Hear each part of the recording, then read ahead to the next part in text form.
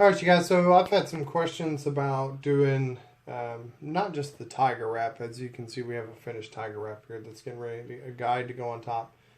But doing the double tiger, which is just a tiger on top of one.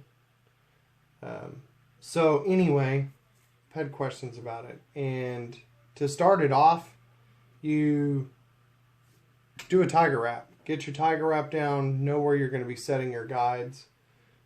Here I'm only going to be doing the tiger wrap over 1 foot. The other foot's just going to be black on the other end. So anyway, I'm going to get this set up and then I'll show you how I wrap it. Alright, so the trick to this, and I'm going to try not to have my hands in the way too much here, is, alright, so anyway, the trick to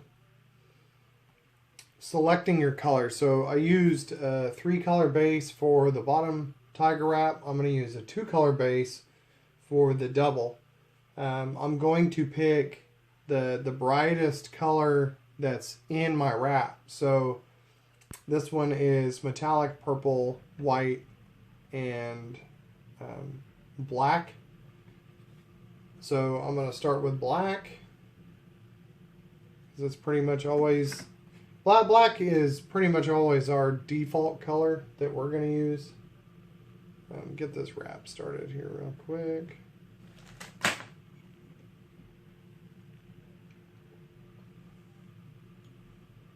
There we go. And, so I'm going to do like 3 and get it started, because you don't want a real wide base on the front of the guide here. So you don't want a real wide base, because you have to essentially cover it up with your next wrap when you're doing the finishing your tiger anyways. So I'm going to take my color and insert my color and get some tension on it. This thread carriage will cooperate today. All right. Thread that. All right. So we're just going to insert it. Doesn't have to be tight yet, because we're going to wrap it in. So, and we're just going to wrap this.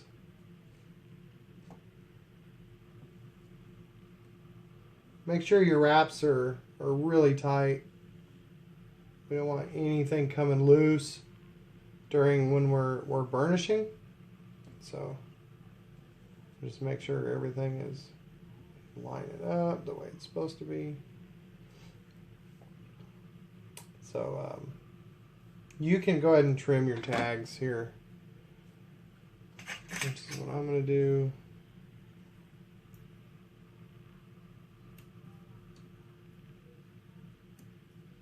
Not too worried. This end, remember, we're covering it up partially, so we're not too terribly worried about anything poking up. And this still looks a little bit uneven because it has only one coat of epoxy, so it's not finished. It's still got like 3 coats to go on top. So get on top of that foot. There we go. Oh. Sorry, I'm trying to keep my hands out of the way as much as I can. Sometimes it wants to wrap 2 threads, sometimes it don't. So I might just have to finish this one by hand. It's not a big deal, because it's not like I'm wrapping an entire butt section. But black and white are actually really hard to see together, especially on top of black and white. Again, and don't let them twist, as you know.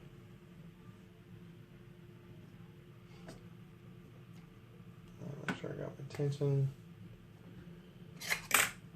That's why, because I ran it over.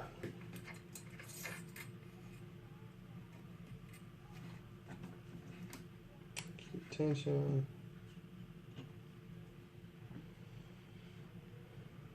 Insert your finisher.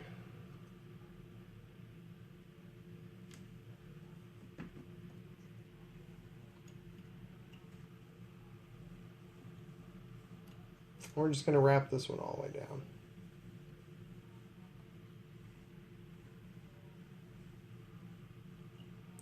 We want a nice strong lock on this as well. So don't be afraid to use a little bit extra tension. Don't be afraid to do like 1/2 inch of wrap over your finisher, so, or your pull through, whatever you want to call it. Just using my index finger right now for a little bit extra tension.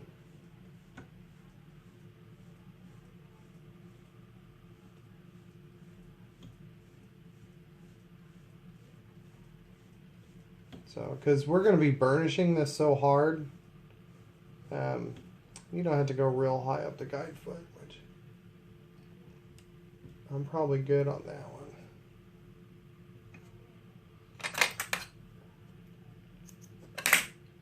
But you definitely, because we're going to be burnishing this so hard, we definitely want to make sure that we have plenty of locking friction with the finisher. There we go. Pull it tight or tear it. To save time, instead of wrapping this forward one, I'm going to go ahead and burnish it. I'll show you. I'm going to do it in similar direction to what my my original tiger wrap is already doing. Go ahead and I'm going to tighten these ends up. I'm just going to bring it one way and back at the other. Not too worried about a lot of distortion on this, because your next wrap is actually what's going to give you your majority of it. But that's pretty much how you start a double tiger. We'll come back and we'll already have a coat of epoxy on this, and I'll show you the finishing wrap.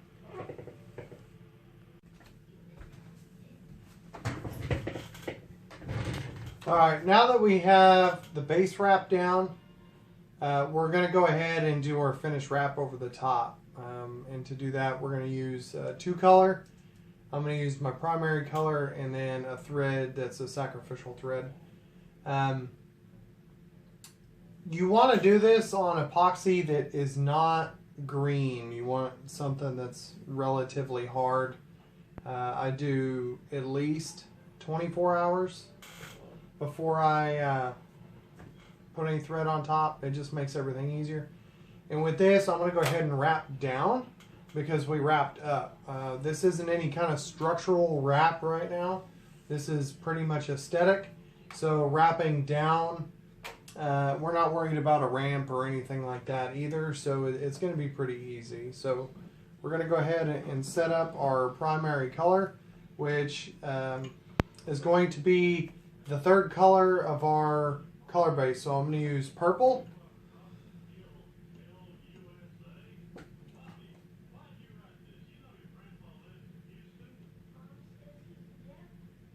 Alright, so go ahead and get this wrap started. Sometimes it's a little kind of a pain to get started on the top of the guide, but for the most part they're pretty easy. Alright, so we only want to do a couple. And we want to square it up.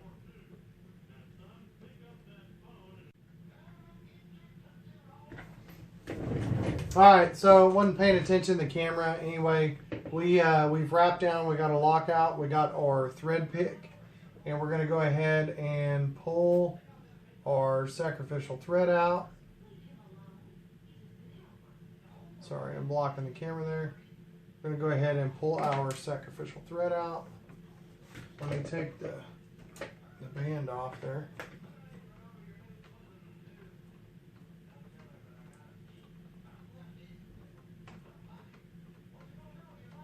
Alright, so when we unwrap it,